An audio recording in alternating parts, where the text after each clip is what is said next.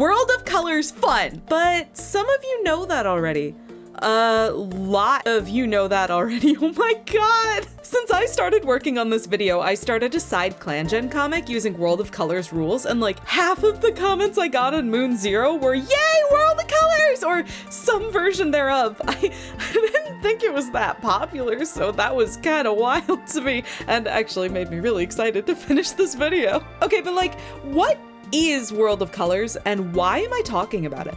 World of Colors is a ClanGen challenge created by Why Not Be Random on the official ClanGen Discord. It's a lineage challenge where you assign all cats a specific hue of red, green, blue, yellow, black, or white for their coat color. Then, as the cats have kittens, their colors mix together to create new colors on a sliding grading scale of 1 to 40 for this video, but the website that the creator recommends actually has upgraded to 50 steps of their gradient scale. So now it's 1 to 50. And I really wanted an excuse to use these rules as a design challenge. Oh, what is ClanGen, by the way? In case anyone doesn't know, ClanGen is a text-based colony sim where you run a warrior cat clan. I have a whole video talking about it and its comics that I can recommend you watch if you're confused. Not to plug my own video, I feel like I'm not legit enough for that yet.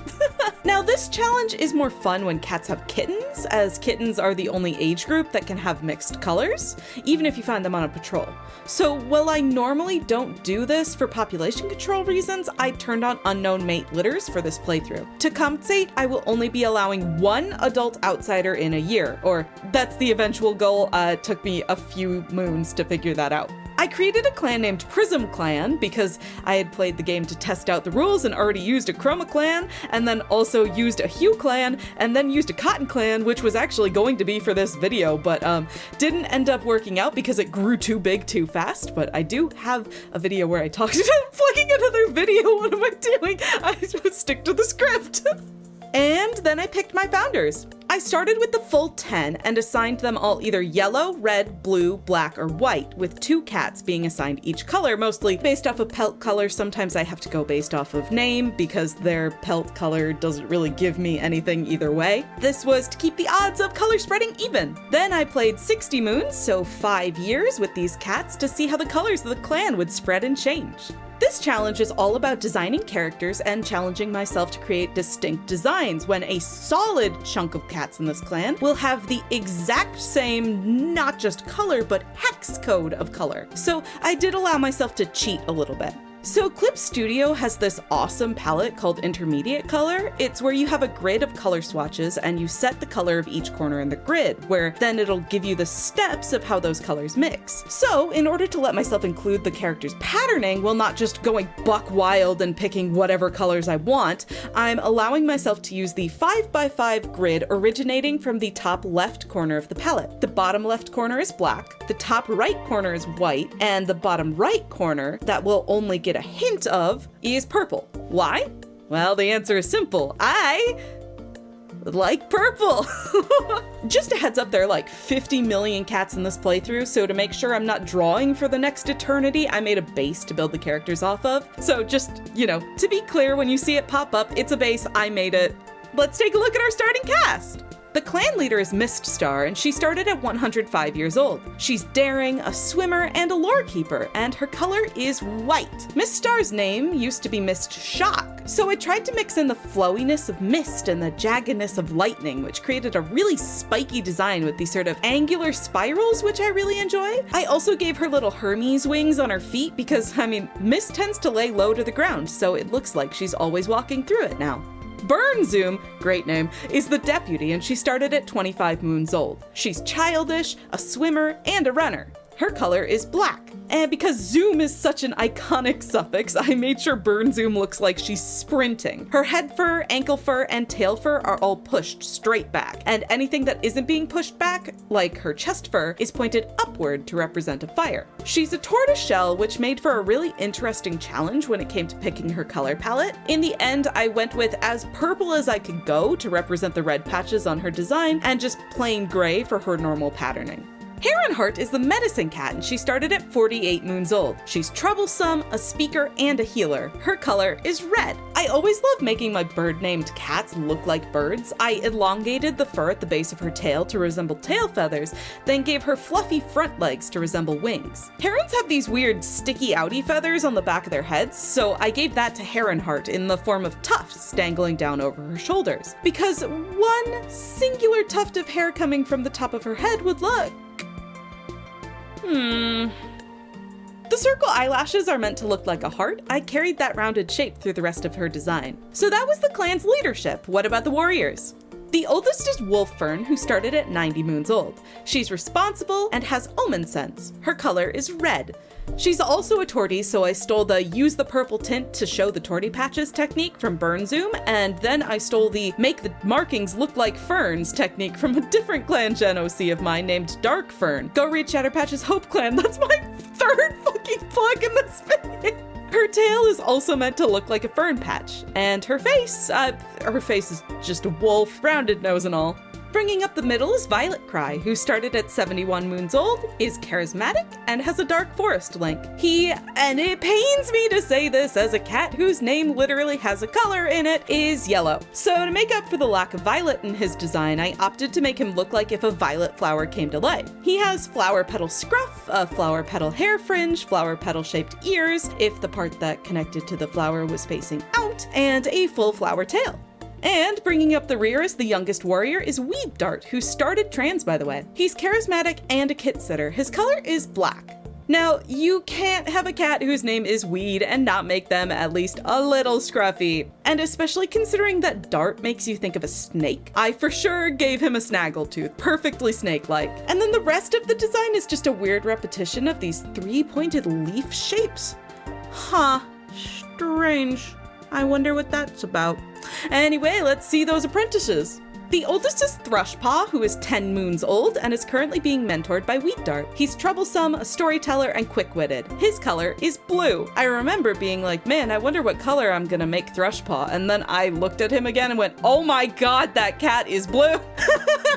It was an easy choice. Once again, with a bird-themed design, I opted for tail-based tail feathers again. And after discovering that thrush is a term for a mouth disease and having my eyeballs scarred for life, I got my hands on some photos of Thrushes, the bird, which I based his patterning off of. He's very angular, and I don't remember if that was intentional. And our second apprentice is Thunderpaw, who is 7 moons old and being mentored by Burn Zoom. They're adventurous and observant. Their color is yellow. Now, I felt like my designs were getting a little forehead fluff heavy, so I gave Thunderpaw some tufts hanging down similar to Thunderheart to add some variety. And I made them very spiky and very magical looking. I really hammered home the electricity of thunder in their design, especially with their neon yellow color palette. They turned out quite striking. And finally, the kits, who I care about more than any other cat in this game, sorry. I got really attached to these two. These two are my faves. I hope if you decide to rewatch this video someday, you'll be nodding furiously along with me as I say this. The oldest is Swarm Kit, who is 5 moons old and won't be a kit for long. She's a daydreamer and is interested in clan history. Her color is white. And I made her disgusting. Don't let the flowiness of her fur fool you. Those curls are curly because they are greasy and stringy and disgusting. Unwashed living bug of a cat. She's gross. She is my favorite cat of this playthrough. And our last kit is Blue Kit, who is only 1 moon old, small, and is also a daydreamer and quick-witted. His color is, well, blue. Okay, so full disclosure, I based Blue Kit's design heavily off of his warrior name because, I mean, blue doesn't give me much to work off of. So you're gonna have to trust me that the sprigs of hair shooting off of him and then curling to point upward was designed like that for a good reason, with basis in his actual name. And man, he is extremely blue. Even his sprite's eyes are blue. I let cats keep those in the challenge, but it is so funny to see this really desaturated blue next to eye-bleedingly bright, full saturation blue. I had to keep cranking up the saturation of his eyes because I would put the eye color down, and even though it looked okay in the palette, the surrounding bright blue actually made it look like it was gray. It was crazy. I had to do this again for one of his kits. And finally, we have a very special guest appearing through a haze of stars and sparkles. It's the Star Clan! Clan Guide, Emberstone! Which, by the way, oh my god, Emberstone? As in like something clan cats would reasonably call a prism? And that just naturally generated as the name of the Star Clan Guide? Okay, thank you ClanGen for this blessing today. As the overseer of the entire clan, I made Emberstone rainbow colored, for both an ethereal look as well as to signify that they are the spirit of the clan, leading them and holding all of the lives and memories of the cats who lived and died in the clans in the colors of their pelt. I made their fur look fiery, and I did a really convoluted turning a pastel colored noise texture into a crystallized layer and then color picking from the crystallized layer technique to get their base design.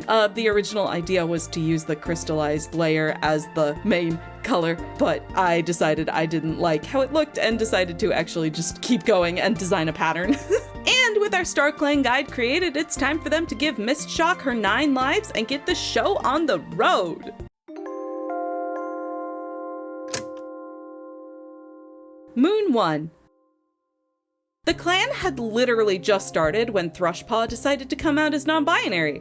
Considering this was the moon they turned 11 moons old and had passed their warrior assessment, what I'm calling the final patrol, the moon they have 45 XP, it seems they're hoping to be celebrated as a warrior using the correct pronouns.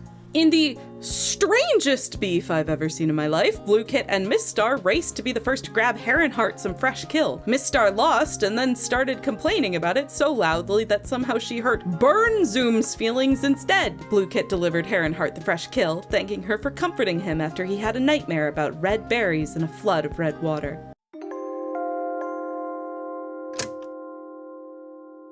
Moon 2.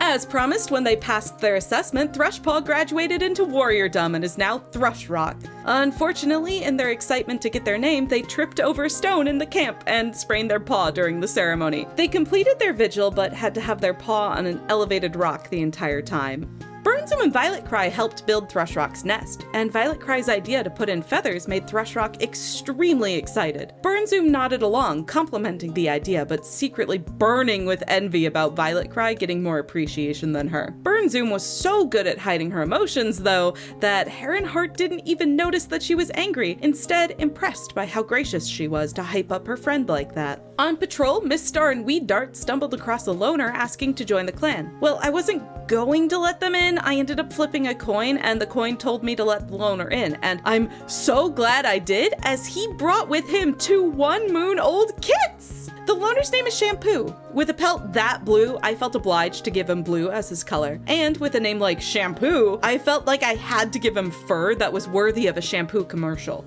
So behold, luscious curls, the likes you'd never see on a real cat. And these ones are actually clean, unlike swarm kits. And to my absolute delight, the color I rolled for Shampoo's mate was red, which means right off the bat, I get to have purple kits! Or, 1 purple kit, as his second kit rolled to be multicolored. I won't go into the designs for kits until they're warriors, or if they die. It may be odd, but I like to base my designs off of their warrior names, so I can't tell you my thought process without spoiling what that'll be. But Shampoo's kits are named Bleak Kit and Rock Kit.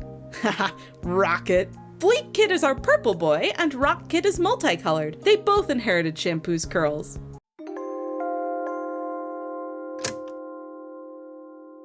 Moon 3.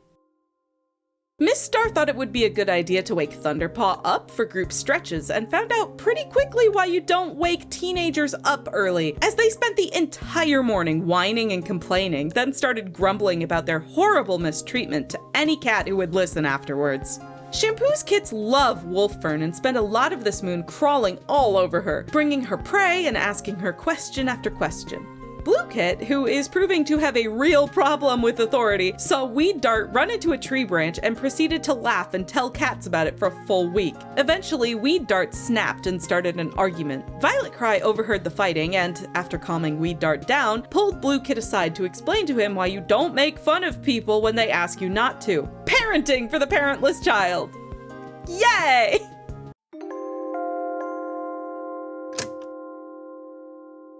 Moon 4. Miststar and Wolffern spent ages trying to clean petals off of Miststar's coat, but no matter how many they pull off, more seems to find their way back. Eventually, Miststar gave up and let her coat be petal covered forever. Miststar saw that Thrushrock was staring at the two of them the whole time and got embarrassed to have her plight be observed by a youngster. But secretly, Thrushrock was just running through an AU where they were a kitty pet in their head. And this moon, I learned that I can't take apprentices on border patrols because when Swarmpaw and Wolffern stumbled across a kitty pet asking to join the clan, I couldn't say no because Swarmpaw needed the XP. So welcome Quake! Quake is iconic, and I'm frankly extremely happy that she joined, but that's for future me to find out. She's an omen seeker, so I opted to give her collar a quartz that shines in all the colors of Emberstone. It was this stone that led her to the clan. She has white wing patches, but I can't use white, and her name doesn't have anything to do with wings. So instead I went with a spiky design to give off the vibes of a meteor soaring through space, showing her connection to StarClan and also to reference her name, as a meteorite would definitely make a quake if it hits the Earth.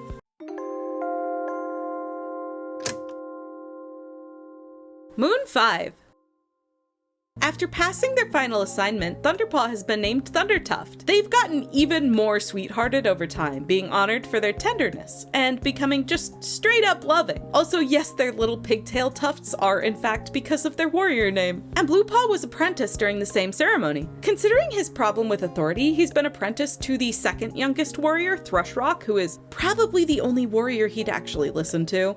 The summer heat is really getting to Burnzoom, who has been sitting in the shade and ordering Miststar to do her tasks for her. Why Miststar decided to humor this is unclear, but ordering cats around is in fashion this moon, as when Miststar went to get Burnzoom some prey, she found Bleakkit and Rockkit guarding the pile, and they wouldn't let her take a piece for both herself and Burnzoom.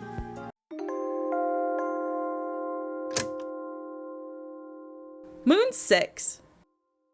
After flying through her lessons at a breakneck speed, Miststar allowed Wolffern to give Swarmpaw her warrior assessment early, and sure enough, Swarmpaw passed with flying colors. She earned her name, Swarmstride, and I don't know if maybe someone's putting something in the water to make cats less violent, but she's also loving now. Heronheart, Burnzoom, and Miststar debated which of the three of them was faster, each one insisting they could outrun any of the others, until finally, Miststar called for an official race, the outcome of which they would never find out, as an early snowfall made the ground slippery, and Heronheart skidded around a corner and down a cliff. Fortunately, only her leg was broken, but as the only medicine cat in her clan, now everyone is at a higher risk of death or scarring.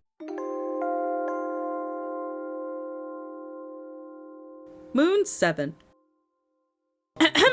Okay, Miss Star? I have some critiques of your mentor assigning ability. Not too long ago, she assigned freshly graduated Thrushrock an apprentice, and this moon, she chose the other two youngest warriors to be mentors, one of whom literally just became an adult, today! Mentor anger aside, Shampoo's kits became apprentices this moon. Rockpaw put on his best cool teenager impression as he's apprenticed to Thundertuft, while Bleakpaw hid behind his dad until being nosed out into the center of the crowd, where he accepted Swarmstride as his mentor. Now that Swarmstride is a big, cool mentor and oh, so adult, she sees Bluepaw being stubborn and unwilling to cooperate with any form of authority and goes, ew.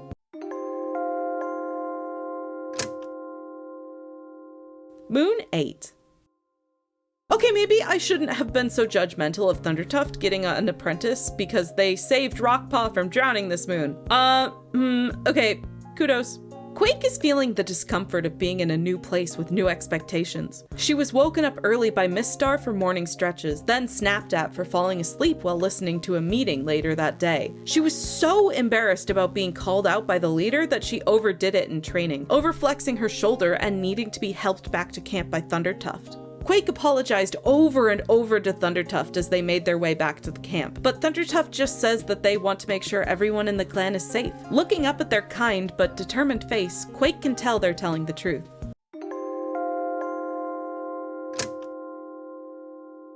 Moon 9. Heronheart is still out of commission and things keep getting piled on. While on patrol, Bleakpaw discovered Violetcry being attacked by a rogue. Horrified, he jumped in to help, but he's only an apprentice. Bleakpaw received deep claw wounds, but his bravery managed to buy Violetcry enough time to regain control and drive the rogue off the territory. While patching Bleakpaw up to the best of her ability, Herrenheart vented about how much she wished her leg would heal. Unfortunately, she got too deep into her emotions and told Bleakpaw point blank to his face that his odds of survival were very low. This stunning lack of bedside manner probably did not help Bleakpaw recover.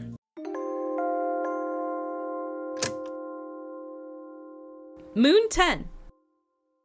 Despite his injury and despite his unpleasant meeting with Herrenheart, Bleakpaw is unable to sit still for long. He spent this moon delivering moss, making nests, and bonding with Herrenheart, while he repeatedly insisted he was fine and infection began to grow in his wounds. During a routine training session about mountain climbing, disaster struck for the other shampoo kit. As Rockpaw hopped from stone to stone, truly feeling like he was getting the hang of climbing, a rock snapped out from under him. He smashed his head against the rocks as he fell, twisting his legs on the final impact, and had to be rushed to the medicine den. He spent the moon barely conscious, his head heavy with a concussion and his paw severely sprained.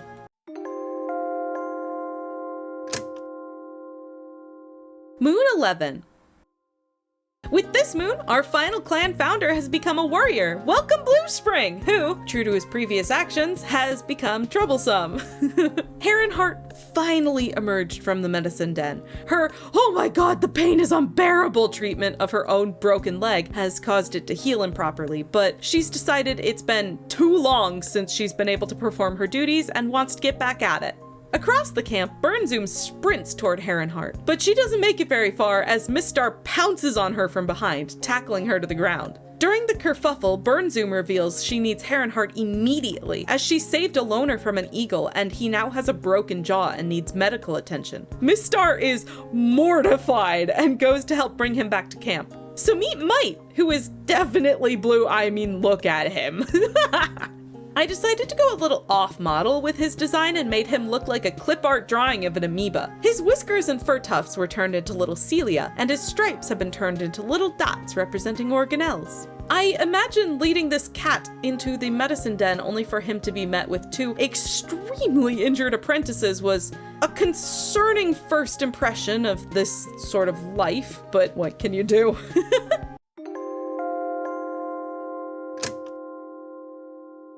Moon 12.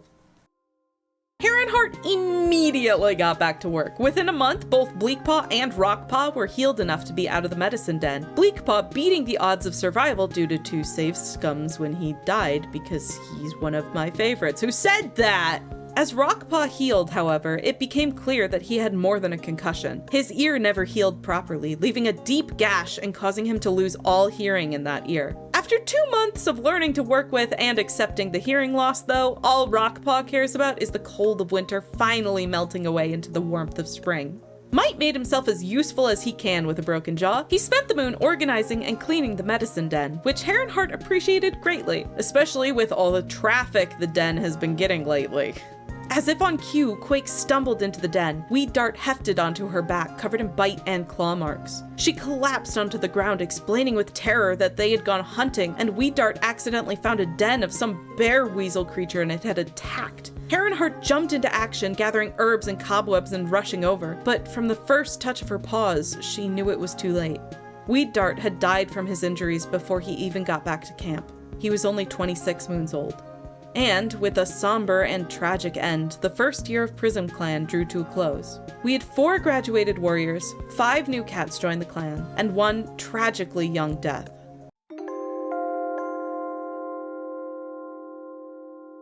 Moon 13. As he stared at the flowers he put on Weed Dart's body, Bluespring found he couldn't bear to look and sprinted out of camp. He was found nearly drowned in a river, having chased off the wolverine that killed Weed Dart, but he nearly died himself in the process. Herrenheart and Miss Star congratulated him on the accomplishment of fighting off a wolverine as a brand new warrior, but Bluespring was too embarrassed about nearly dying to take their compliments. And with a new year and new spring brings new life. During her time processing seeing the death of one of her clanmates with her own eyes, Quake had a fling with a mystery cat and gave birth to 3 kittens with a mate who I decided would be white considering all 3 of these kittens were so pale. A biscuit who has my favorite name of all time, oh my god, my emo baby, rolled to be multicolored. Lavender Kit, who is a lovely shade of salmon, and Long Kit, who is as pastel pink can be. Despite them coming from a place of grief and confusion, Quake loves her new kits, and they helped her stabilize and recover from her ordeal.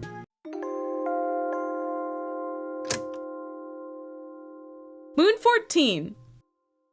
Rockpaw graduated this moon. He's given the name Rock Snap, which, oh my god, Miss Star, are you serious? The guy who fell off a cliff? You wanna name him Rock Snap? Okay, fine, okay, God.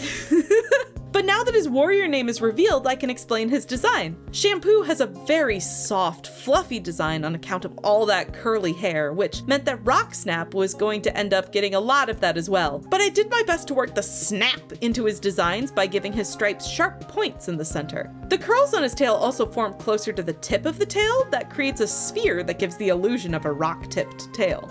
And the rest of the clan goes about their moon as usual. There was a strange game of telephone that happened between Mite, Bleakpaw, and Thrushrock, as Mite showed Bleakpaw an effective hunting technique, which Bleakpaw promptly passed on to Thrushrock when he saw them struggling to hunt. Quake was struggling to patch up a hole in the nursery, and a biscuit suggested a weaving technique that Quake could try. Quake scoffed at this 1 moon old kit's silly 1 moon old idea, but when she tried the technique herself, it actually worked. And so, Quake's paw meets Quake's mouth. Moon 15. Apparently Miss Star had a theme in mind for Shampoo's kits because Bleakpaw graduated shortly after Rock Snap and got named Bleak Crash.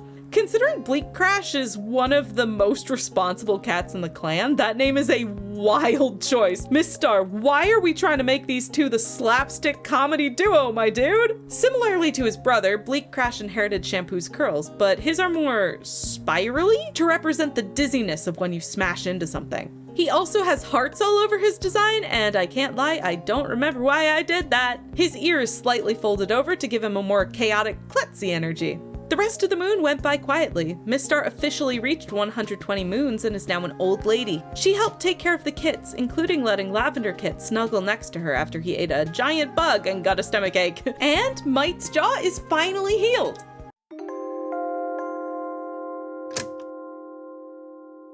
Moon 16. Too bad Mite sprained his paw literally the next moon. Be confined to the medicine den yet again. Be gone! This was another quiet moon. A biscuit proved to live up to her name by gifting some horrifying object that only a weird emo kid would like to Violet Cry. Probably a poisonous mushroom or just straight up a spider or something. And Heronheart saw Wolffern's eyes and fell deeply, madly in love. Is this the start of our first real couple of the save?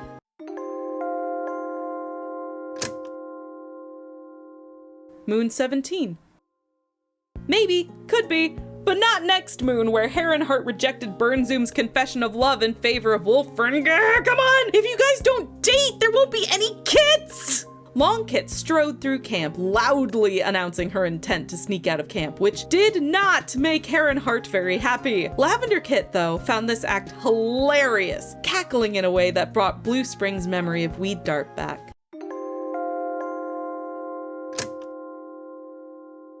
Moon 18.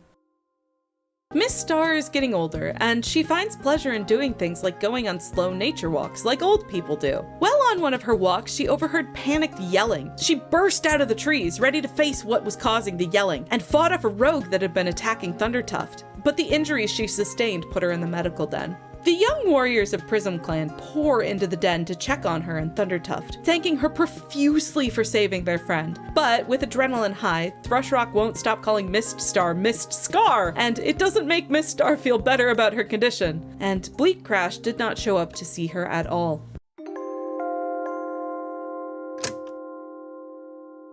Moon 19. Miss Star fought the wounds the best she could, but after a moon of fighting, she'd lost a life. When she awoke, Quake was stunned, having not truly believed this whole 9 lives and Star Clan thing. Quake was so excited to see her awake and well, but Miss Star stared right past her, demanding to talk to Heronheart. As she recovered from her wounds in Star Clan, they had shown her a vision of an avalanche on a craggy mountain, silhouetted against a clear night sky. She and Heronheart decided to make safety plans in the event of an avalanche. Now that she had recovered enough to walk, Miss Star promotes Quake's kits to apprentices. Lavender Paw is assigned to Wolf Fern, Abyss Paw, who is now bloodthirsty by the way, oh my god, I love this edgy teen so much, is apprenticed to Thrush Rock, and Long Paw is apprenticed to Shampoo.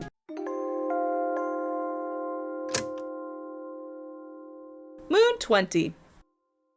We got our first accessory! Longpaw gifted Burnzoom some flowers, which Burnzoom promptly stuck behind her ear. And while she's not, you know, a tortie in the video, the blue of the flowers finished her primary color scheme on her sprite. It seems the treatment of Rocksnap and the cruelty of his name had gotten to Bleak Crash, as he refused to associate with Miss Star anymore, simply glaring at her from a distance. The tension has gotten so great that even Heronheart noticed it. Disaster struck the clan later in the moon, as a herd of goats stampeded through the camp. Lavender Paw got bruised up, Swarmstride got kicked in the head and had to be rushed to the medicine den when she didn't wake up after, and Mite was trampled underneath a dozen sets of hooves.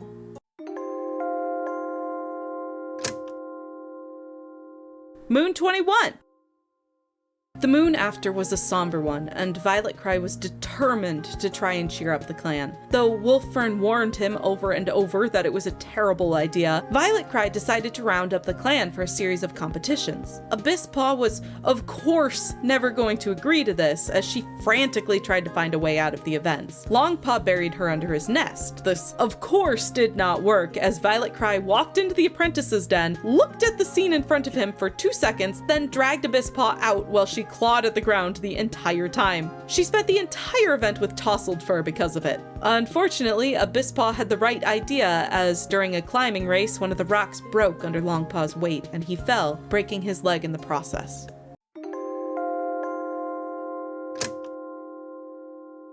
Moon 22! Between dealing catnip to apprentices, yes, he did this, and disrespecting all authority that he could, Blue Spring has seemingly had himself an affair outside of the clan, as he brought back 4 kits this moon. His mystery mate rolled to be yellow, and his kits...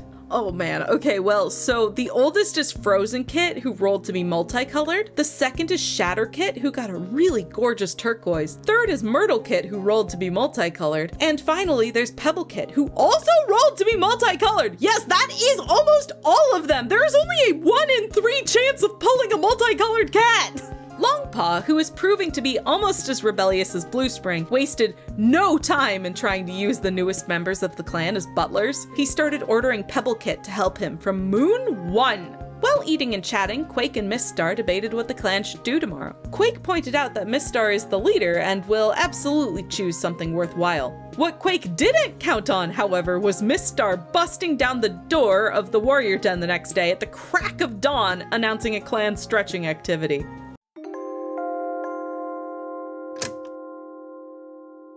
Moon 23. Miss Star's dreams have become troubling since she lost her first life. This moon she dreamt of grinning, sharp teeth gleaming out of a grizzled red face, a multicolored cat standing behind the face, and a pair of teal paws grasping weakly at the air.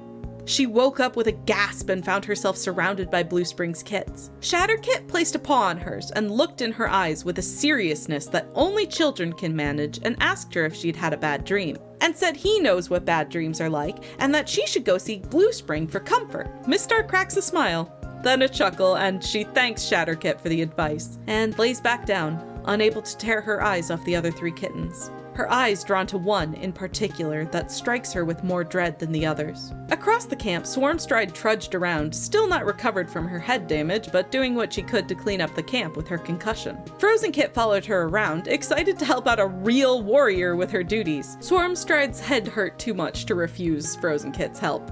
And a few flakes of what would become a snowstorm began to fall. The snowstorm caught Quake and Bleak Crash by surprise, and they were forced into a small cave on the cliff to wait out the storm. By the end, Bleak Crash's paws and face were severely frostbitten.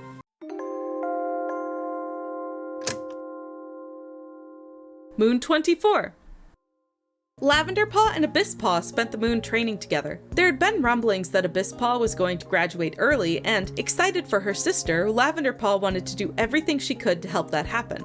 Thanks to her sister's help, at only 11 moons old, Abyss Paw has been promoted to Abyss Claw. And, I mean, God, I could not have hoped for an edgier name for my little emo daughter. When you're trying to make someone edgy, white is not a great color to use, but red definitely is. I used red to give her raccoon-dyed bangs and lots of sharp edges in her markings. She inherited Quake's wing pattern, though hers take the shape of a claw slash with Flandre Scarlet-style gem feathers underneath it, and one red sock to match her sprite, though I seem to have put it on the wrong paw?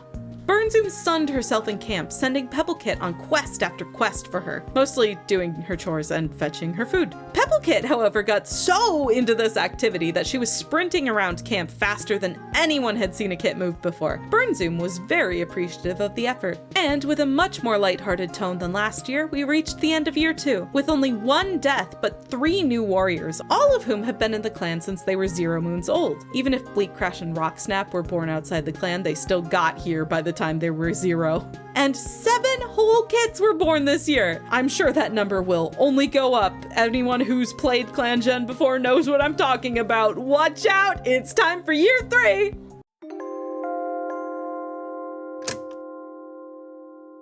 Moon 25.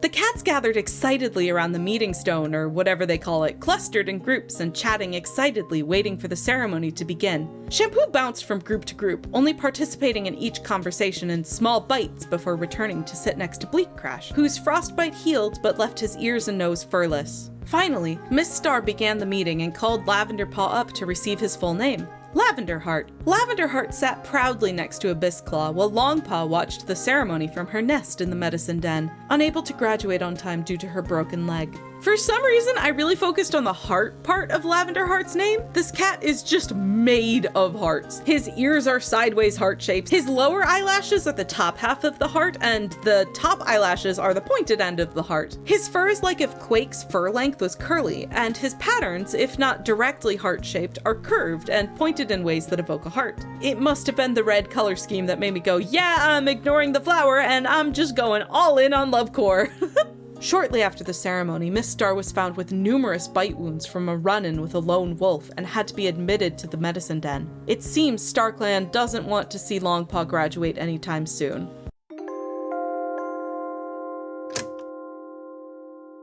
Moon 26.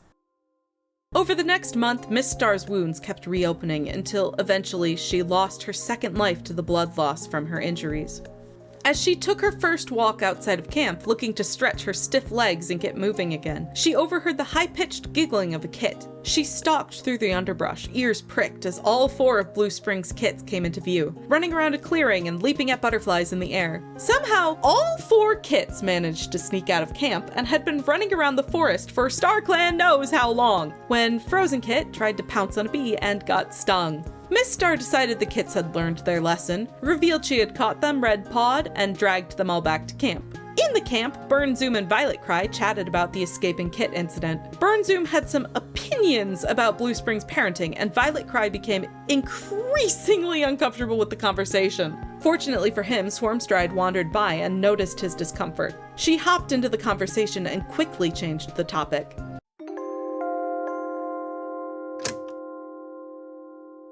Moon 27. It seems that Swarmstride had more motivation for saving Blue Spring's reputation last moon than she let on, as, with an offering of catnip, she decided to ask Blue Spring to be her mate. Blue Spring, however, told her his kits were his top priority right now and to ask again later. But he was gracious about it, and the two's relationship didn't falter. They still regularly hang out throughout the rest of the moon. Abyss Claw, Bleak Crash, and Wolffern sat in the clearing and chatted over a meal. Abyss Claw had a joke to tell the other two, but after the joke left her mouth, Wolffern simply raised an eyebrow. Abyss Claw's joke had been stolen from, of all cats, Frozen Kit. Abyss Claw stared blankly at Wolffern for a few moments, picked up her mouse, and sat down next to Quake and Lavender Heart to eat instead, acting as if that had never happened. Over the course of the day, clouds gathered in the sky until a heavy rain started to fall. Lavender Heart ran to take shelter under an overhanging log and was surprised to find Heron Heart underneath it as well. Wolf Fern also ran up to the log, and seeing that there was only room for 2 cats, Lavender Heart graciously gave up his spot for the old cat.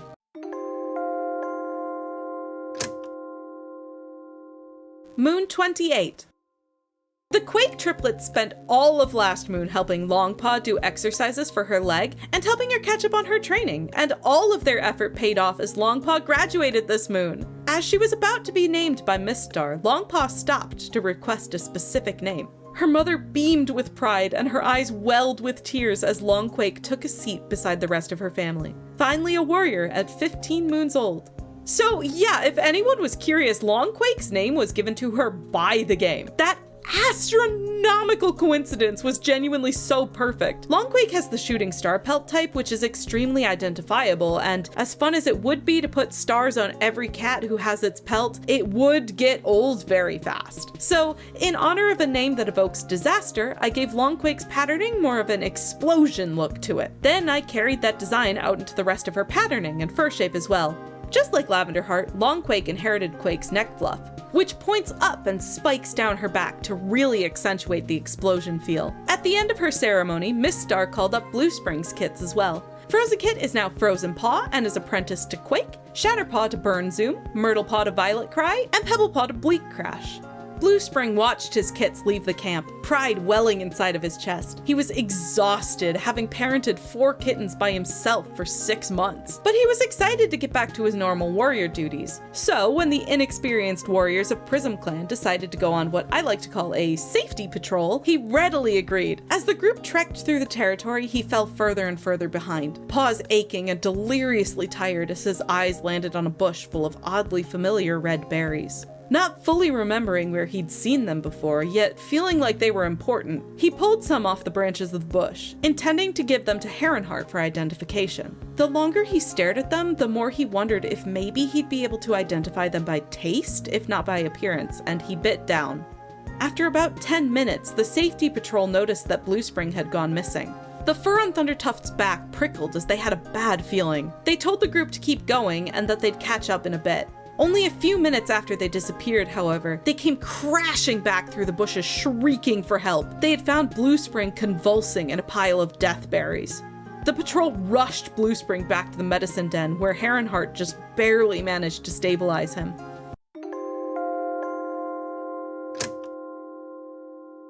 Moon 29. As stable as Heron Heart managed to get Blue Spring, he wouldn't stop coughing. The berries had done severe damage to his insides, and as the blood leaking from his mouth refused to let up, Heron Heart was forced to make the call. Blue Spring had gotten red cough. The tragedy didn't let up, as on a cloudless night, Burn Zoom was found dead just outside of camp. She showed no sign of injuries or poisoning, her death being caused by a medical condition that had gone unnoticed until it was too late. She was only 54 moons old. The tragedy of the death had to be swallowed for at least a little while, as Burn Zoom was the deputy of PrismClan. After a long day of deliberating and grieving, Miss Star climbed, I'm gonna call it the Great Quartz, to announce the new deputy. Her pick sent ripples of shock through the crowd as all eyes turned to Bleak Crash.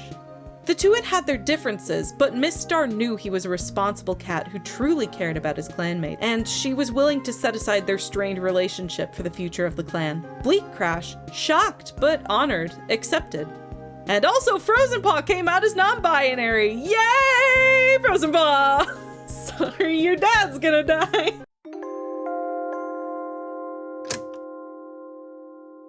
Moon 30. Despite his condition, Blue Spring and Swarmstride continued to spend time together, more so now that Swarmstride was worried she might lose him at any moment. During a long, serious talk about Blue Spring's future and prospect of survival, Blue Spring smiled at Swarmstride. He told her he'd been contemplating his mortality lately, and that he regretted taking so long to get back to her. If she agreed to be his mate, he will do whatever he can to live as long as possible for her.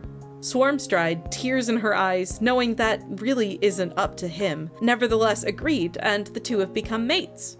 Heron Heart watched the confession out of the corner of her eye and took some time to wander the territory, pondering what she could do for Blue Spring.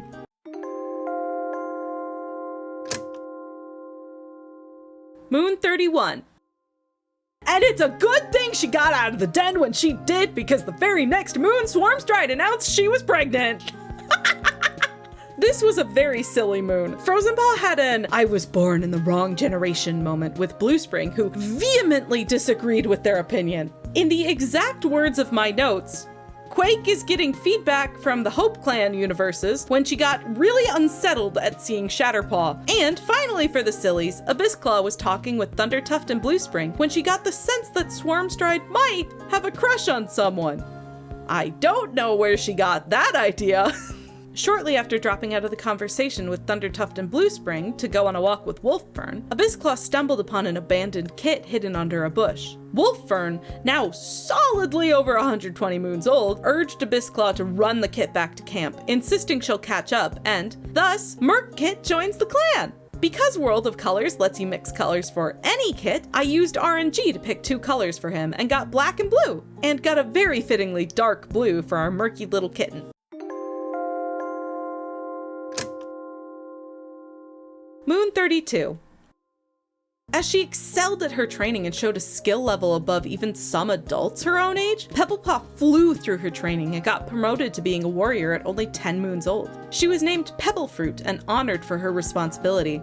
Bluespring has a pretty geometric design, so when I was designing his kits, I felt like I couldn't have curvy designs. And despite her name being Pebble, her design didn't actually have many spots on it, but she did have the owl white marking. Instead of adding spots, I allowed her markings to dissolve into dots, giving her yellow spots the impression that they were made up of pebbles. Her nose is a perfect oval, like a smoothed over pebble, and I'm not certain the fruit part of her name was integrated at all.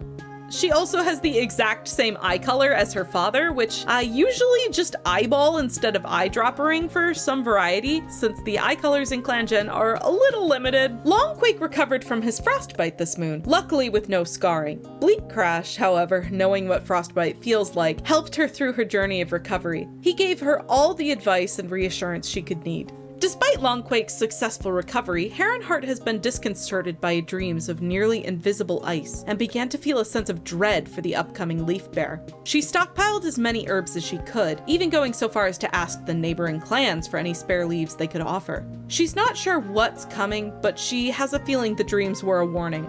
Her efforts to stockpile leaves were interrupted by Thrushrock and Rocksnap rushing into her den with a loner on their backs. The loner did his best to speak through a broken jaw and introduced himself as Fuzz. Fuzz, who is, yellow, has long fur. So, to be honest, I didn't have to do much to convert his sprite to his official design. I simply took my cat base and I fluffed it up as much as humanly, cat-ily possible. This fuzzball has the world's largest tail, the fluffiest cheeks, and a big tuft of fur around his neck. And he kept his spotted pattern, just simplified so I wouldn't die drawing it.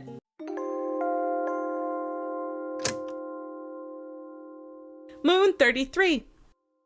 The moon has finally come for Blue Swarm's kits to arrive. Swarmstride went into labor unexpectedly while outside of camp, and Bluespring spent most of the labor running around frantically, while Heronheart exhaustedly tried to reassure him that having kits outside the nursery wasn't going to kill his wife or his kits. Of course, as Bluespring is blue and Warmstride is white, this litter has the bluest kittens you are ever going to see. The oldest is Teasel Kit, who is a medium blue. Pheasant Kit rolled to be multicolored, Ibis Kit rolled to be multicolored, and Green Kit rolled to be multicolored! Seriously, there's a 1 in 3 chance. What gene is Bluespring carrying to make so many of his kits like this? And finally, for a total of 5 kittens, is Eagle Kit, who rolled a 39 out of 40 for the Gradient website and is just barely not the same color as Bluespring. Keeping the kits warm as they were born was a challenge, as winter has fully descended upon PrismClan, and much to Bleakcrash's horror, his brother Rocksnap got frostbitten as well.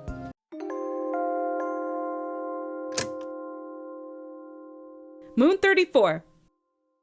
Bluespring's first litter spent a lot of the past few moons training together, hoping Pebblefruit could tell them how she graduated so quickly, but found themselves bickering most of the time, and when they finally hit 12 moons old, Frozenpaw and Shatterpaw graduated, while Myrtlepaw was held back a moon. Frozenpaw was named Frozenprance and honored for their devotion. Now that I'm writing this script, I realize I really missed an opportunity to base their design off of a reindeer, but I did not. I did, however, base their design off a comet, which I think is pretty cool. Comets, after all, famously have ice trails, and with a cat who is so yellow, having a reference to something that looks hot but is actually really cold felt important. They also have a David Bowie look to them, with the starry themed design and especially the spot around the eye, and I'm pretty sure that was intentional considering they're non-binary. Just a little nod to one of the gender non-conforming icons, you know? I made these designs multiple months ago if you're wondering why I've forgotten some details like that. And Shatter Egg, incredible name, I laughed so loud. I tried to make as egg-shaped as I could. His ears are egg.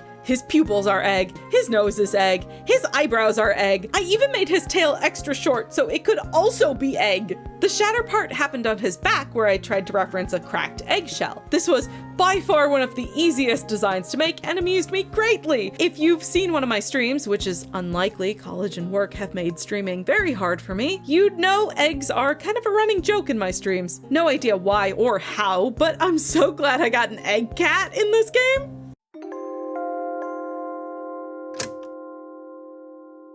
Moon 35. Finally, the premonitions that had Herrenheart on edge all fall in winter struck. Rocksnap healed from his frostbite, but found himself marked by the same scars as his brother, which honestly helped the two of them get closer, especially as Bleakcrash refused to leave Rocksnap's side once he healed. And throughout the moon, a layer of black ice settled across the mountain. Miststar, Violetcry, and Thrushrock all slipped down the mountain, breaking bones. However, beyond medical issues, Myrtlepaw was promised that she'd only need to train for one more moon, and that moon was up. She was named Myrtleshell and honored for her tranquility. Okay, I will not lie. I think I had a bit too much fun incorporating the myrtle into Myrtleshell's design. If you showed this design to someone and told them she was a forest spirit, they'd probably believe you. This cat is like if a myrtle flower came to life. Her tail is myrtle, her ears are petals, her back is stamen, her whiskers are stamen, her ear fluff is stamen. She looks basically nothing like Blue Spring, but you know what? She looks cool, and that's what really matters. Once the mood of the camp had lightened a little, Quake also decided to announce that she was pregnant with her second litter. The clan had so many questions, and after plenty of prompting, Quake confirmed that the father was the same cat from her first litter, though he doesn't want anything to do with the clans. Lavenderheart, Abyssclaw, and Longquake were hurt to hear the news that Quake had kept in contact with their father but had never introduced them. Quake agreed to see if he would meet them in the future.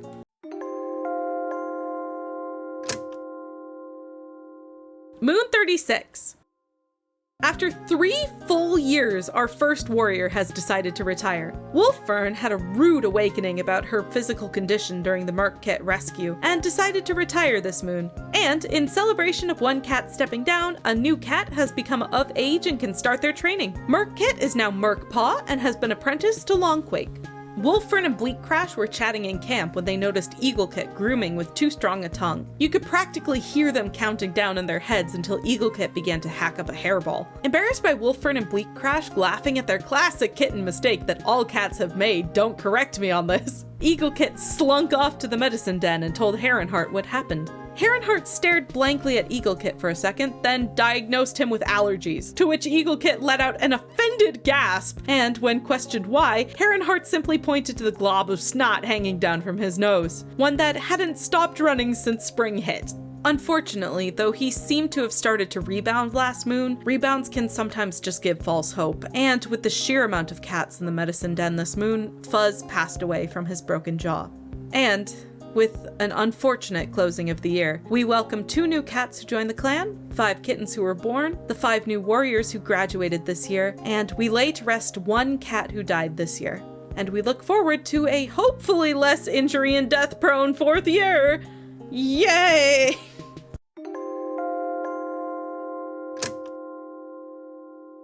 Moon 37. And with the first step into New Leaf, a kit-splosion happened. Thrushrock announced that they're expecting kits, and not too long after, Quake's kits were born. I chose to make them full siblings with her original litter because, just by chance, I rolled for the other parent to be white again. And just like the last litter, she had 3 kits. I'm not exactly sure what I did, but this litter turned out oranger than the original litter. I changed the gradient mixing depending on what colors are being combined because mixing white and any other color makes a rainbow, and I guess I picked a different mixing method this time around. Oops. The oldest of the litter is Privet Kit, who rolled to be what I've started calling the LaCroix of insert color being mixed with white here. This baby is barely not white. The middle child is Lime Kit, who rolled to be multicolored, and I was so relieved to see that her eyes are green. And the youngest and most obviously orange kitten is Russet Kit. Okay, well, if the kit was going to be named Russet, maybe an orange hue was fate at work? Shatter Egg spent the month in camp being a menace. He refused to give up a sunbeam that poor over 120 moons old Shampoo asked to take a turn in. Miss Star, having seen this happen, demanded that Shatter Egg go do camp work, only for Shatter Egg to roll his eyes at her in response. My guy, oh my god. Swarmstride found upon venting to, Russet Kit, that this literal 2 seconds alive child couldn't relate to her problems. Swarmstride. Swarmst. That's a baby. My safety patrols have once again failed us as Myrtle Shell was rushed into camp by Lavender Heart and Pebblefruit, having gotten a solid bonk on the head by a rock while they were doing a cliff climbing exercise.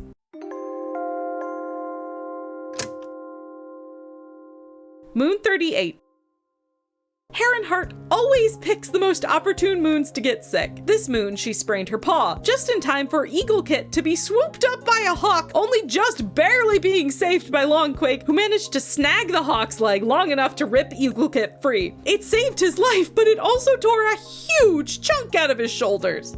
Limping and doing her best to manage her duties, Heron Heart monitored Eagle Kit, Blue Spring, herself, and, not to be forgotten, Thrush Rock, who gave birth to their kits. And for the first time ever, I didn't use this color when creating the founders of the clan. Thrush Rock rolled to have a green mate, and considering they're blue, we're about to have some pretty colored kits. Sky Kit is the second oldest and is close to green. Plume Kit, the middle child, got multicolored, and I saved the oldest and the youngest for last because for some StarClan forsaken reason, Thrush Rock decided to name their oldest kit Bleak Kit and their youngest kit Blue Kit. I haven't the faintest clue why they decided to name one of their kits after Bleak Crash, but Blue Kit being named after Blue Spring, Thrush Rock's former apprentice who is actively dying of red cough, yes, that's still happening in case you forgot, is such a sweet gesture, though I'm sure it made Blue Spring intimately aware of his own and rapidly approaching mortality, so mixed feelings all around. Well, mixed feelings except for Swarmstride, who proceeded to brag about her mate having a kitten named after him to anyone in camp who would listen to her. It's the coolest thing that's ever happened to her, and it didn't even happen to her. As thanks for helping them through the birth despite everything going on in camp, Thrush Rock gave Heron Heart some marigolds. They look really great on her sprite because they're like the same color as her.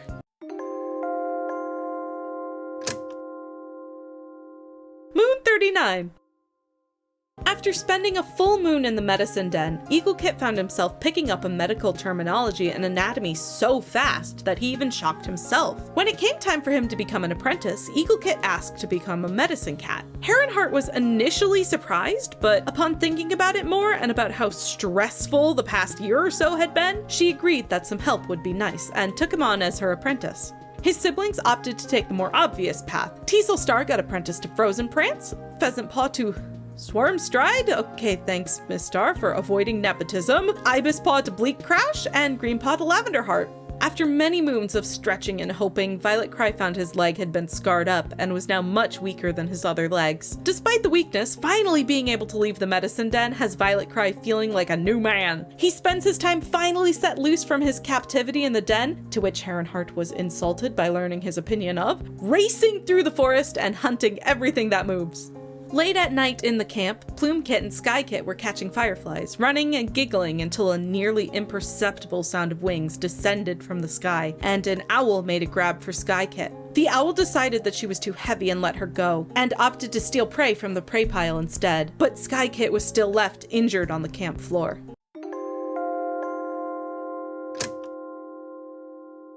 Moon 40.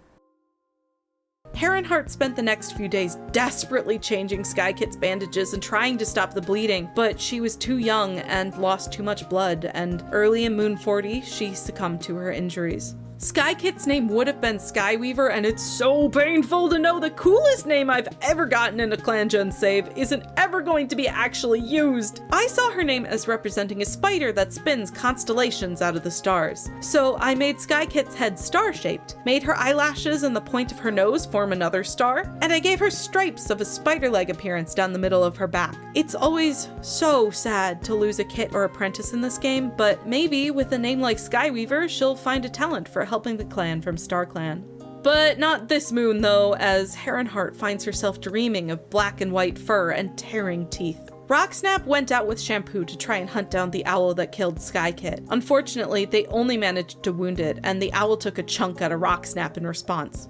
Also, Abyssclaw got some accessories. I don't know where else to fit this in. Yeah, that happened.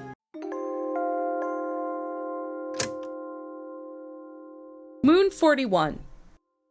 Rocksnap, dealing with the grief of losing such a young clan member mixed with frustration over being able to make things right, in his eyes at least, paired with the gradual declining and now total loss of his hearing, found himself unable to deal with being a warrior anymore, and, after discussing the possibility with Miss Star, decided to turn to the position of campkeeper. From here on out, his duties will be building dens, helping raise kits, and various cleaning and grooming duties. Unfortunately, he isn't cut out for a life as violent as one of a warrior. Technically, he retired due to his hearing, but yeah, no, I reject that. He doesn't want to fight anymore and he isn't actually retired. I like to leave these retirements up to cats usually, but come on, man, you're like 30, 20, 40. But just like with his apprentice ceremony, one warrior stepped down and one apprentice stepped up, as Merkpaw has been promoted to Merkbloom. Merkbloom isn't related to anyone in the clan despite being a second-generation colored cat, which means I got to design him completely from scratch, which is fun. He is also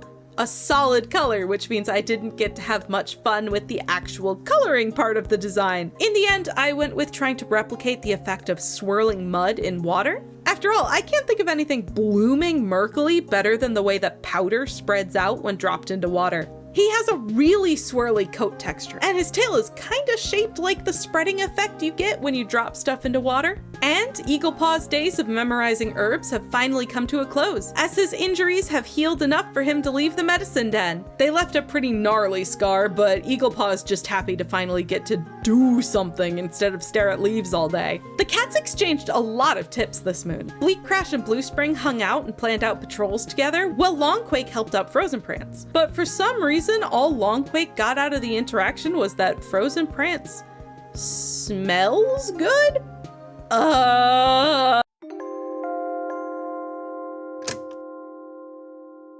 Moon 42. Blue Kit thinks she's a part of a prophecy. I haven't played far enough ahead for her to do anything prophecy worthy, but hey, if I ever put out a part 2 to this, come back and tell me what you think the prophecy was. Whatever the prophecy is, Blue Kit has been spending a lot of the moon running around doing errands for Swarmstride. She loves hanging out with her namesake and his mate, and Swarmstride thinks that Blue Kit's earnest admiration for the two of them is adorable. Seeing Blue Kit and Bluespring bonding, Bleakcrash decided to try and get to know Bleak Kit better. Unfortunately, Bleak Kit does not take his attempts at conversation well, and tended to ignore him in favor of going to hang out with Bluespring as well. Moon 43. Quake's second litter are finally old enough to become apprentices! Privetpaw was apprenticed to Quake! Limepaw was apprenticed to Thundertuft. Russetpaw's apprenticeship was taken on by Miss Star herself. Apparently, this litter is just full of Miss Star's special little kittens. Okay. Plume has discovered that he can get away with any naughty behavior if he acts as cute as possible and purrs as loudly as he can. Thundertuft watched Plume use this power on Heronheart, and watching her crack under the embiggened eyes amused them to no end. The moon started in high spirits, excited about new apprentices and new journeys, but it wouldn't last long. A badger had been moving its sets closer and closer to the camp over the past few moons. The cats had done their best to monitor it, but no attempts to drive the badger away had done anything, and finally, it tried to settle inside the camp. As the warriors attempted to drive it out, Miss Star lost a life, and Pebblefruit and Violetcry lost their lives. Bluespring was numb for the rest of the moon. He couldn't stop thinking of Pebblefruit, one of his first kits. Kits aren't supposed to die before their parents, and Bluespring didn't think any of his kits would outlive him. The blood in his mouth tasted stronger than ever this moon as he begged StarClan to explain why they kept him alive, only to tear away the ones he loved.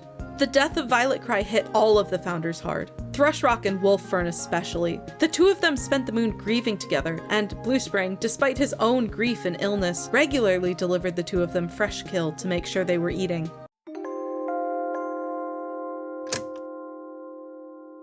Moon 44. The next moon, Miss Star and Abyssclaw were helping Plumekit usher a bug out of camp when the badger returned. Jumping straight into action, Abyssclaw drove the badger back into the forest and away for good, but not before sustaining grievous injuries, dying not too long after the battle, proud to have given her life to save someone else.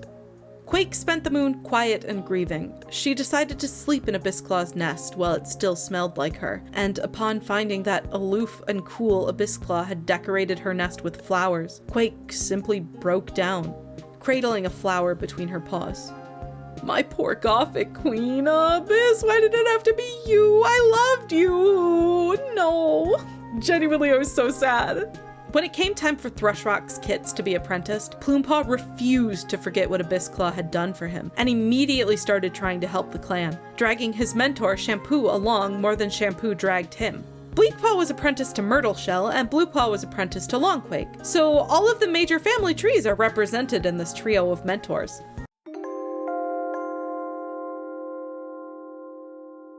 Moon 45. Pheasantpaw and Ibispaw graduated this moon. Pheasantpaw was named Pheasantfern and honored for his logic. I've had a lot of bird-related designs in this save, and I was trying desperately to find some way to make a bird design that didn't involve making the ears into wings or putting wing markings on the body. What I came up with was using his neck fur to create a wing cape. Then I turned his ears into pheasant tail feathers and did the same to his tail. He inherited Swarmstride's eyelashes, but Bluespring's eyelash placement. And also, his color palette gives me flashbacks to my school days and makes me uncomfortable to look at. I will not say what level of schooling it was. Speaking of having a lot of bird designs, Ibistrot, also named after a bird, and she even has the bird white markings. My favorite thing is to make tail fluff that looks like tail feathers, so I gave those to her too. But the way I brought the trot part of her name into the design was I made the markings travel down her forelegs, so she looks like she has wing arms. Honestly, I really like Ibistrot's design. She looks way more like Bluespring than Swarmstride though. Ibistrot and Pheasantfern spent the rest of the moon helping Greenpaw catch up on his training. They offered the same to Teaselpaw, but Heronheart strictly forbade her from doing physical activity on account of her white cough. During a patrol, Bleakcrash, Heronheart, and Lavenderheart ran into a neighboring clan. The other clan members threw a few insults at the trio, and Lavenderheart lashed back with some cutting remarks. As they walked away, Bleakcrash scolded him for his behavior, but Heronheart saw the love for his clanmates that Lavenderheart's words had come from, and opted to admire his actions instead of scolding them.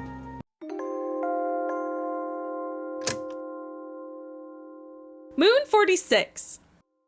Despite Greenpaw training with his siblings all moon while Teaselpaw was unable to, only Teaselpaw graduated next moon. Teaselpaw was named Teaselfreckle, and I'm gonna be honest, I got so excited about making another living plant cat that I forgot to put the freckle into Teaselfreckle's design. Look at her though! Her tail is literally just a teasel flower, and so is her neck. She gets a little jester-esque collar, but it's a teasel, and she's so spiky. Her ears are spiky, her eyelashes are spiky. Oh, I love her design so much. Ignore that she isn't freckly. Miss Star, Heronheart, and Shatteregg had a big moon of bonding as they started a stretching club of sorts. Miss Star found that Shatteregg is a really energetic and funny cat, and Heronheart was always there to help Shatteregg cheer up if he ever got worried about not being good enough after training with two much more experienced cats. And with the clan growing as fast as it is, Quake and Privetpaw agreed to lead a potential new medicine cat back to camp. She took on the name Daystride, and despite the name, is black. She may be as dark as night, but that didn't stop me from turning her into the sun! I made her very round wherever possible, and any part of her I managed to make round, I then put triangle-shaped spikes all around the edge, because if nothing about her looks like the sun in-game, then I'll make it happen. I personally really love how the effect turned out. I think she's one of my favorite designs this run. Moon 47. At the age of 13 moons, Greenpaw has finally graduated. He was named Green Lunge. While most of the cats in this litter took after Blue Spring, I really wanted to make sure that at least one of the cats looked like Swarmstride, and Green Lunge was that cat. Because he was so fluffy already, looking at his sprite, all I could see when I looked at his markings was the potential for a big puffball completely covering his eyes. His eyes on the sprite were pretty yellow, but with a name that has green in it, I took some artistic liberties and shifted them as far green as I thought I could get away with. And his claws are also always out, so that he maximizes all of his lunge's effects. After the ceremony and vigil, Pheasantfern and Teaselfreckle organized a little party to celebrate Green Lunge finally graduating. All of their littermates were there, even though Eaglepaw hadn't graduated yet. He reassured them that medicine cats tend to get their names later than warriors, and he isn't upset or jealous.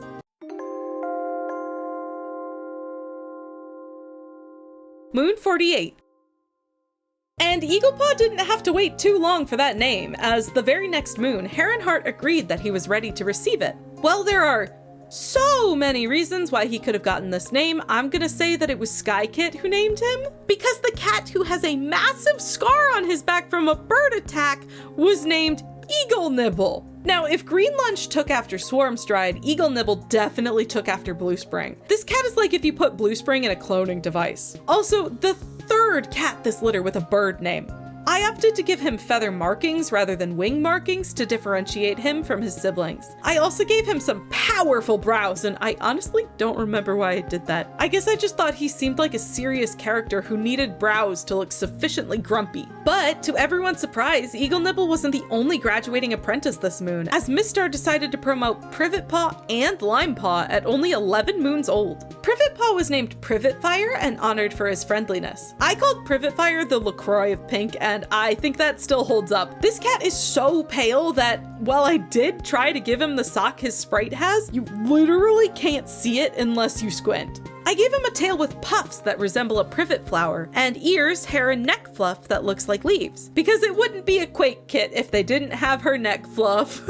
So anyway, here's a cat who doesn't have her neck fluff. Limepaw was named Limeblink and honored for her tenacity. Strangely, both Privetpaw and Limeblink have Omen Sight. Supernatural siblings? Limeblink's name definitely supports that skill though. I tried to make her very, well, lime-shaped. Just like Shatter Egg, her tail is lime, her head is lime, her ears are half limes, her chest fur is limes, plural, and I gave her little lime eyelash markings and bright pupil markings to emphasize her Omen Sight.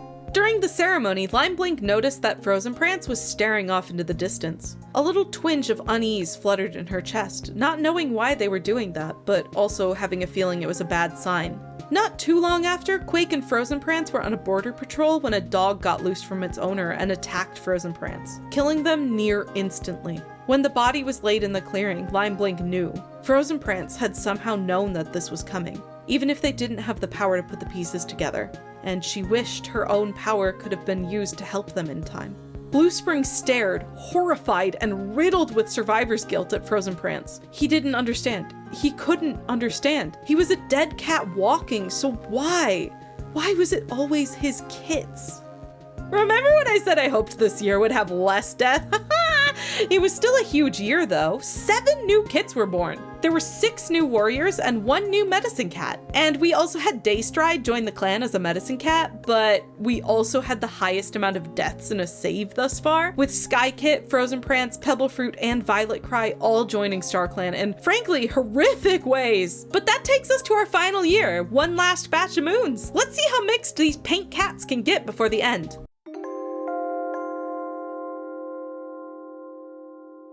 Moon 49. Wolffern has gotten pretty bored in her retirement. She's always loved cats and interacting with cats, and after a long moon of sucking up to the leaders of the clan, she got them to agree to let her come out of retirement to become a mediator. The first mediator of the clan! I didn't want to set them myself because it felt like cheating, but I'm so excited for this. It's going to make having kits so much easier. I won't be pushing colors together though. I'm gonna see what crushes develop and then make them build a little faster. No putting my hand on the scale for aesthetic colors. This is all about watching and seeing what happens.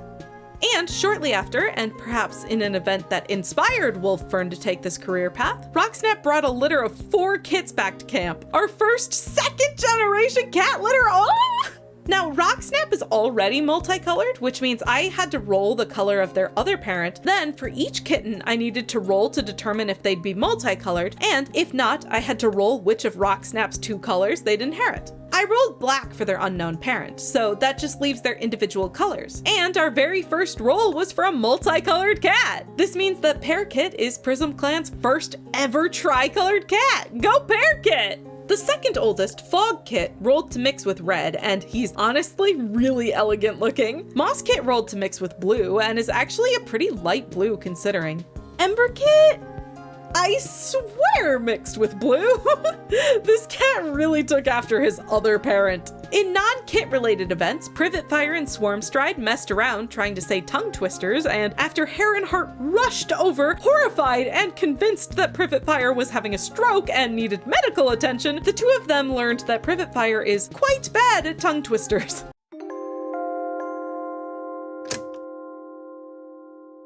Moon 50. Swarmstride and Lavenderheart pranced happily into camp from opposite entrances. They approached the base of the Great Quartz and inhaled. Only after they announced they were pregnant at the exact same time did they realize the other cat was there, and they were equally confused by how this coincidence had happened.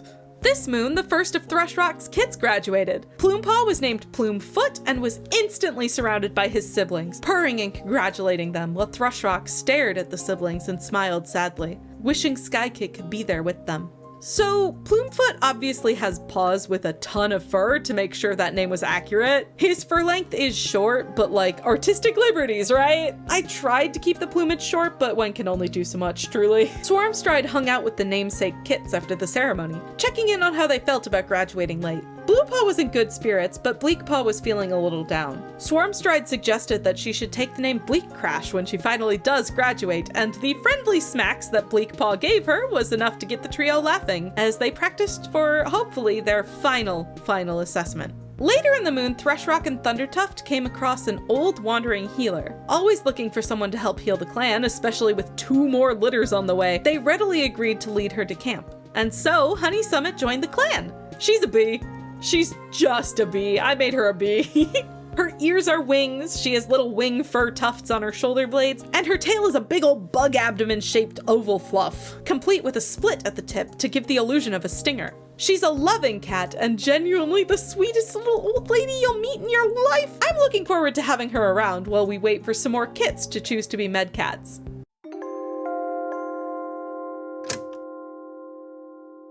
Moon 51. Oh god, oh no, Thundertuft is also pregnant! Oh my god, guys, we are literally in the last year of the video. Can we go easy on my poor drawing hand for once? And the namesake kits finally graduated this moon. Bleakpaw has been named Bleak Leaf and is honored for her integrity. So the leaf of her design is pretty obvious, if I do say so myself. Big giant leaf tail with stripes for the veins that leaves usually have. She also inherited Thrushrock's eyebrows and head shape. The game says she has medium fur, but I will not lie, this is definitely pushing more toward long. And Bluepaw has been promoted to Blue Thrift and is honored for her compassion. So one thing about Thrushrock is that they're a super geometric design, so when I got another flower-themed name, I opted to try and abstract the flowers the best I could. So Blue Thrift's fur mimics the cluster that thrift flowers make, but it's all made out of rectangles instead of the actual flower shapes. Honestly, I love flat-cut hair designs. Hime cuts are one of my favorite hairstyles. So getting a design in here that will allow me to maybe put some more of that flat-cut fur into the clan when she has kits is a super exciting prospect. The clan's leadership was rude this moon. Miss Stark completely snubbed Eagle Nibble in favor of having an old lady brunch with Wolf Fern. Oh, and also Ibis Trot was there, who was perhaps invited to join them after she told them that Bleak Crash hoped she would walk into the woods and never come back? My god, you are the literal deputy! Honey Summit have been given a warm welcome into the clan. Rocksnap's kits have started bumbling into the medicine den to hang out with her, even escaping from Pheasant Fern, who was babysitting them one day. Pheasant Fern apologized profusely for letting them get into the herbs, but Honey Summit was just happy to see them. Daystride, on the other hand, decided to threaten the kits by telling them StarClan was mad at them in order to get them out of the den. Honey Summit and Pheasant Fern were not amused. Pheasant Fern went to go vent to her littermates about the gaggle of sobbing kittens that she had to return to Rocksnap. 2 of them listened intently, letting Pheasant Fern vent as they took turns napping in the sun.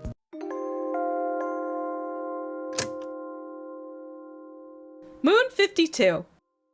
Thrushrock and Bleakcrash went on a patrol of the neighboring clan's border when Thrushrock spotted a rabbit just a smidge over the border. In a shocking show of hubris, Thrushrock caught the rabbit on another clan's land in front of the deputy, got caught by the other clan, then had to have Bleakcrash save their tail from getting mangled by the clan. On the walk back, Thrushrock expected Bleakcrash to be furious, but he was strangely quiet. Just outside the camp, Bleakcrash confessed that he had feelings for Thrushrock. Thrushrock short-circuited, unsure how to process this as it was the opposite of what they expected to happen. Thrushrock shot Bleakcrash down, then, when Bleakcrash looked mortified, promised they wouldn't tell anyone about the confession. But despite one love gone wrong, there are 2 litters of kits due this moon. Bluespring and Swarmstride welcomed exactly 1 little kitten into this world, and because Bluespring seems to just carry a dominant multicolored gene, this kitten, Pale Kit, is also multicolored. Then Lavender Heart made up for the single kit litter by having 5 kittens! His mate ended up rolling to be white, which means I'm not really going to get any colors we haven't seen before. Lavender Heart is a Quake kit after all, but I do think that this batch got some really pretty colors. Gorse Kit, Caterpillar Kit, and Verbena Kit all rolled to be multicolored. And man, do white spots look so good with Lavender Heart's pink! Then Night Kit ironically rolled to be basically white, while Avalanche Kit rolled to basically just be Lavender Heart colored. All 3 of the medicine cats went on a patrol together this moon. While out searching for herbs, they instead found a pasta? ZD has joined the clan! I had so much fun designing him. I did what I could to give the illusion that he has ZD noodles for limbs. His fur is that flat cut style I gave Blue Thrift, but with larger spaces in between the clumps. His ears aren't actually cylinders, but I used the inner ear to try and give the illusion that they were. His eyes are also really rectangular to match his fur and tail, and his tail ends in a big makeup brush puff to look like a noodle. And surprise, ZD wasn't alone! He had 2 whole kittens with him! Yes, that brings this moon's total up to 8 kittens! And his mate, fittingly for pasta kittens, rolled to be yellow. Burn Kit is the most pasta colored for the pasta kittens, while Kite Kit is pretty yellow still.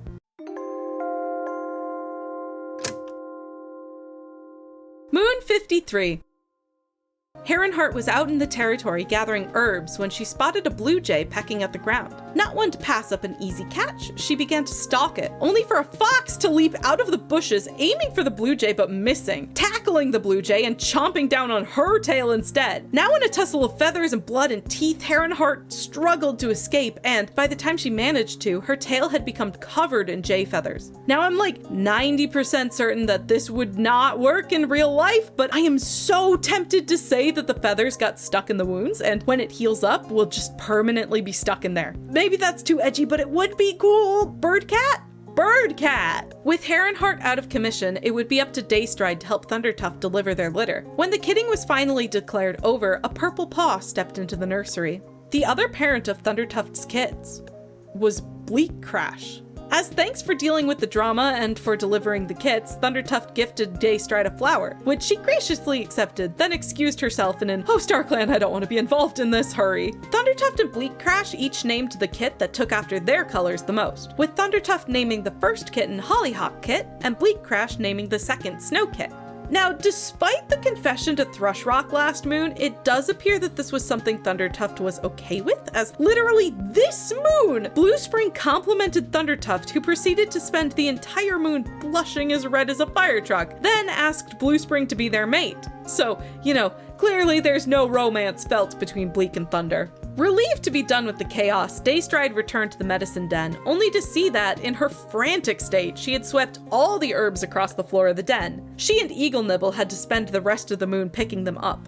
With so many kits in the clan, the nursery has gotten busy. The kids are super excited to have the real deputy visiting so often and crawl all over Bleakcrash. Bluespring told Pale Kit a secret, that he loves Pale Kit's mom. With wide eyes and a furiously nodding head, Pale Kit emphatically says that she does too. And, almost buried in the kit chaos that happened, at 16 moons old, Russet Paw finally got her warrior name. She's now called Russet Leaf. Russet Leaf has medium fur, which I always find the hardest to design for. In the end, I gave her the signature Quake neck fluff, complete with some leaf-shaped hair chunks, some leaf-shaped elbow and ankle fluffs, and fringe, and of course, just like with Bleak Leaf, a leaf-shaped tail. She also has Quake's eyes, just about exactly.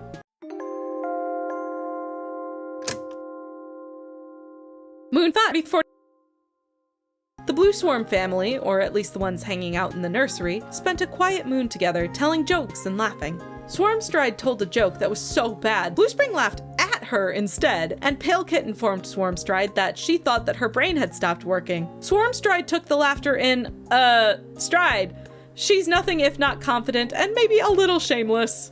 Like how she called Burn Kit Burnt Kit and proceeded to get Kite Kit to tease the poor guy relentlessly. He kept sniffing Burn Kit and declaring how much he loved the smell of burned cat. Burn Kit was not amused. After goofing off with Green Lunge and getting scolded by Bleak Crash about it last moon, Privet Fire has been doing his absolute best to not be a menace this moon. Unfortunately, he is troublesome, and he's just been going around asking people opinion-related questions. One that Swarmstride found fun to answer caused a massive argument between Shatteregg and Lavender Heart and got Ibis Trot to scold him for not focusing on his duties. Something Privet Fire heard and then said, okay, then threw that scolding into the mental trash can and continued stirring up drama.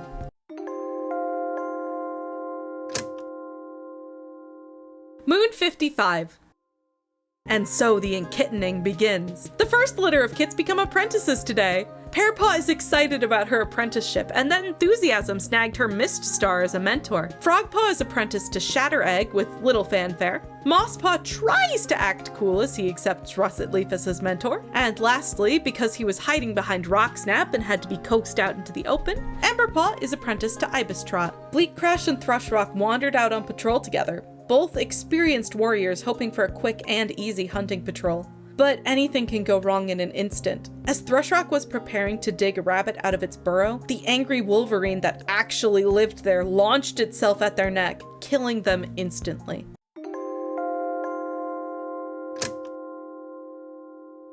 Moon 56. The death of a founder sent the clan into shock. Bluethrift felt like the wind was sucked out of her. She stared, horrified, at the body of her parent. She never wanted to see them like this, not in such a brutal state. Wolffern was horrified to see yet another of the youngest founders go, and the Survivors Guild ate at her. After staring at the body of such a young cat, Shampoo decided, at 141 moons, that it was finally time to accept how dangerous it is out there. He told Miss Star that it was finally time for him to step down, and she readily obliged. RussetLeaf had noticed Mosspaw found ways to go missing during trips out into the territory. After a long moon of trying to figure out where he was going, his questions were answered when Mosspaw brought a kitty pet back named Heather, asking if his best friend could join the clan. After a discussion with Miss Star, Heather was named to Heatherpaw, apprenticed to Bleak Crash, and welcomed as a clan member. As clan life dragged on, there still continues to be a metric ton of kits in this clan, and Quake spent some time this moon telling stories to her first grandkits. Caterpillar Kit seemed the most excited about it, interjecting to question the logic of her stories, and helping her improve them to the best of her kit ability.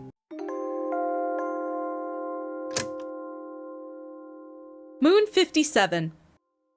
Heronheart had been spacey all moon. Her odd behavior finally came to a head when she stepped on a piece of fresh kill and ruined it. Night Kit saw this and gasped in horror at what she had done, promptly running off to tell an adult about this egregious breakage of the warrior code. Swarmstride offered to cover for Heronheart, but Heronheart sighed and shook her head, accepting the gentle reminder of code that Thundertuft gave her, angry Kit at their paws. In the end, Swarmstride and Thundertuft told her to go talk to Wolffern and be mediated.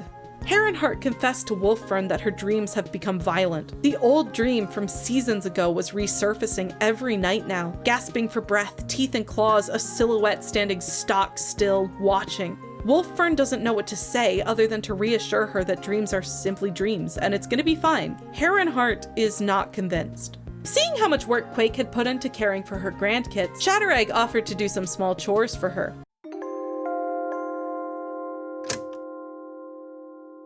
Moon 58.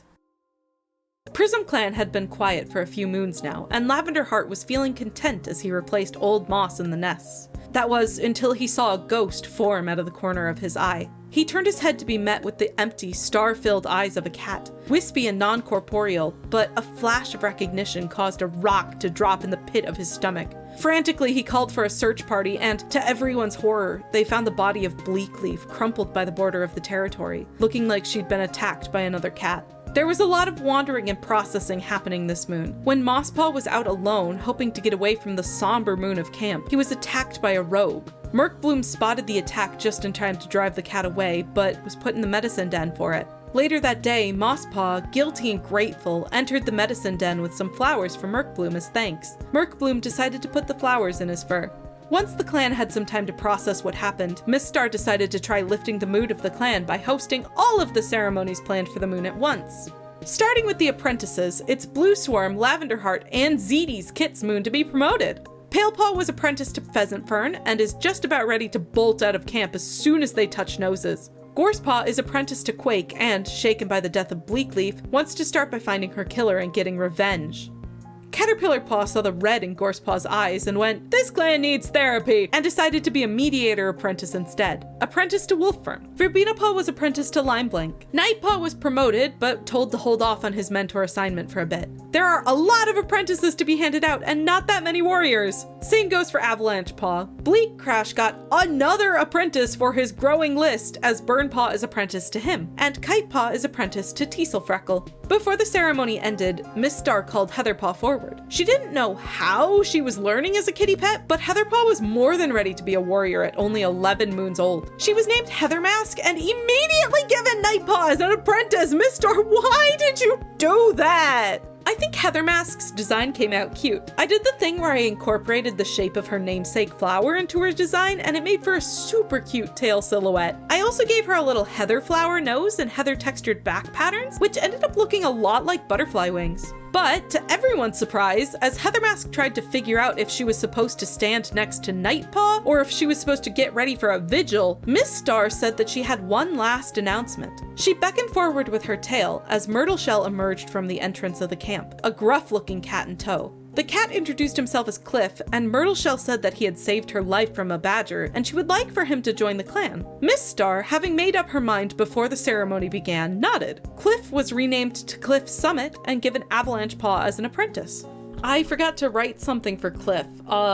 He has little mountains on his back, and he also looks very scary, and I did that on purpose. Yep, he's the epitome of the Kubrick stare.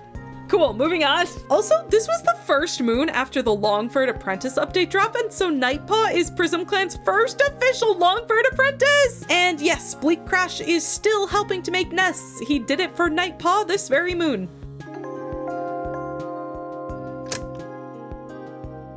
Moon 59.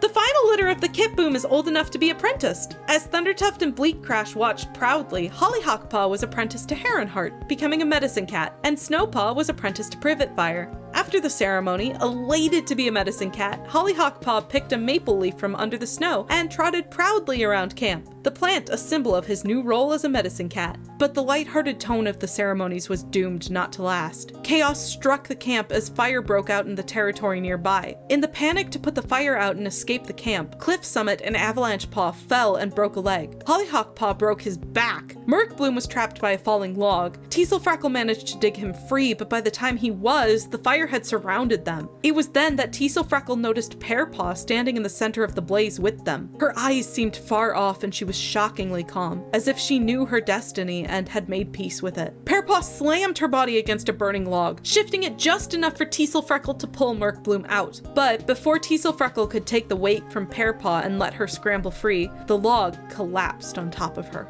Pearpaw's name would have been Pear Whisper, which, I won't lie, doesn't give me a lot to work off of, so she's really pear-themed. She has pear shapes hidden all over her designs and in her markings, ears, nose, fur, and eyes.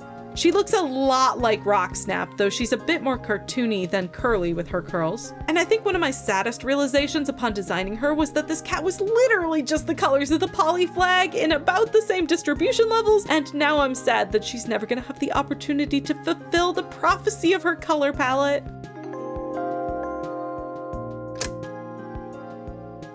Moon 60. Blue Spring's cough was almost an essential staple of the sound profile of the camp by this point. There was hardly a day when he couldn't go into at least one coughing fit. But over the course of the moon, the coughs grew quieter and further apart until finally, they stopped altogether.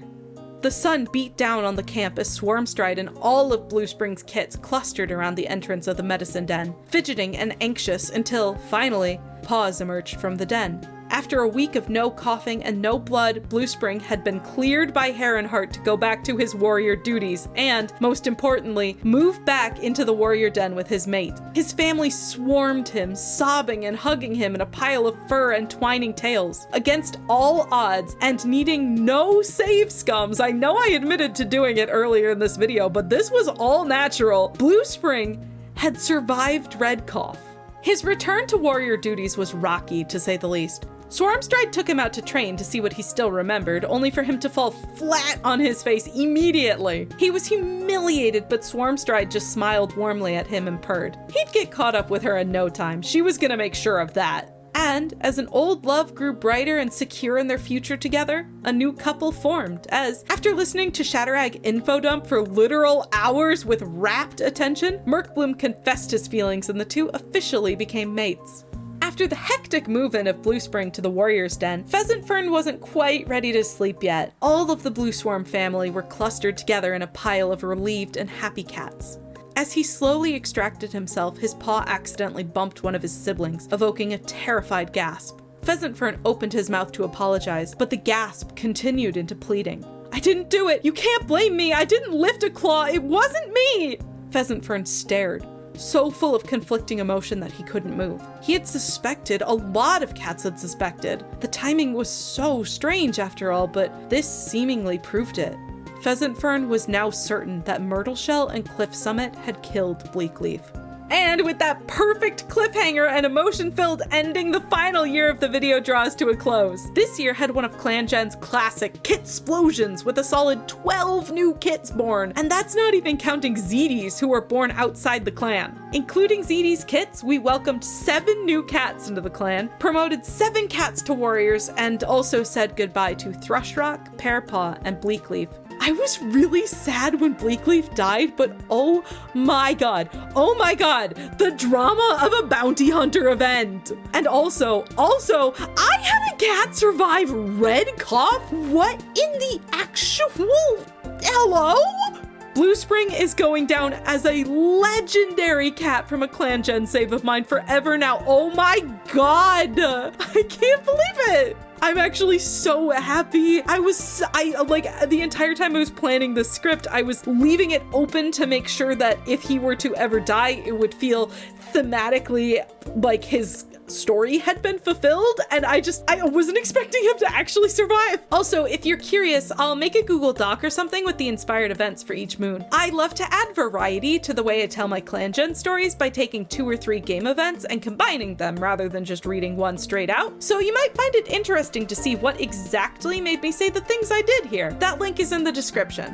This video was fun. I loved these cats, and I'm actually so sad that my smug girly Swarmstride didn't get that much screen time. She meant a lot to me as I was playing, but it turns out like nothing she did made the cut. I'm sorry, my greasy girl. I hope I can make it up to you in the next video. This one was a lot of work though, so if you want to see more, definitely let me know, but also definitely make sure you like the video and leave a comment because, oh boy. Oh my god, my poor hand. If you liked the World of Colors challenge and want to see more, you should check out my ClanGen comic, Woven Clan. I actually started the save after I had already designed all of the PrismClan cats in this video, but I'm already over 2 years into the comic, so... And if you want to make your own, I'll leave a link to the challenge in the description below. You should send your progress in the chat for that save. Or you can check out my edgy ClanGen comic, Shatterpatch's Hope Clan. Or, you know, if you want to give human comics a shot, my over 2,000 page webcomic Power Pills is still ongoing and also posts on Tumblr and Comic Fury. So you wouldn't have to make a new account anywhere if you read ClanGen comics. Wink, wink, nudge, nudge. Oh, and for all the apprentices, since you've seen a peek into my design process, do you have any guesses for what their warrior names will be? I want to see who can get it right from the designs alone. Thank you all so much for watching. I really appreciate it. I don't know when my next ClanGen video will be, but it probably won't be until I graduate from college, unfortunately. I kind of already have the rest of this year booked out because I don't want to have to do college and make videos at the same time, but keep an eye out. And of course, read more webcomics, and I'll see you next time. Bye!